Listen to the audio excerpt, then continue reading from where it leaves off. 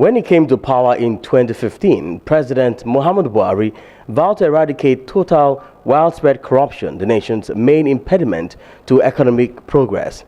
Two institutions inherited this task: the Economic and Financial Crimes Commission and the Independent Corrupt Practices and Other Related Offences Commission.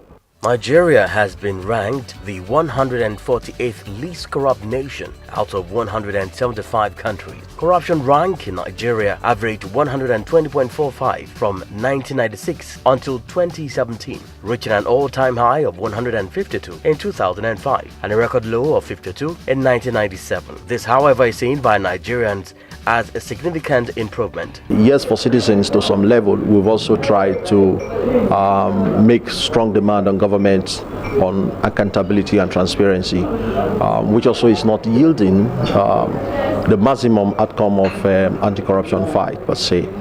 But we think, and that is what the whole project of Action Against Corruption is all about, that there should be a collective mechanism where both governments and the citizens of the country can actually address the issue of corruption collectively, not from different perspectives. During President Muhammadu Buhari's election campaign in 2015, he promised to fight against corruption, and since his election in April 2015, the anti-graft war has remained one of his topmost priorities. The EFCC said that it has recovered not less than 794 billion naira in 3 years in the country and secured 703 convictions. This is since the beginning of President Buhari's administration in 2015. I believe it's still the challenge of leadership, essentially, where you don't have the political will from government, to stand by their word to curb corruption in the country.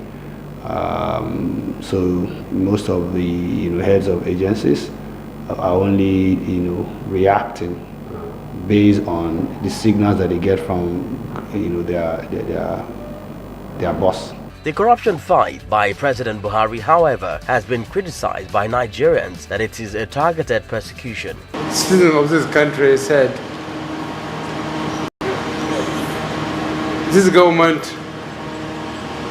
promised to fight corruption, but he's warning us that corruption will continue to fight back. I'm sure he meant it for the rest of the country, not for me, because my first attempt to fight corruption fought back successfully. Corruption is a major concern to election observers as the country prepares for the 2019 general elections.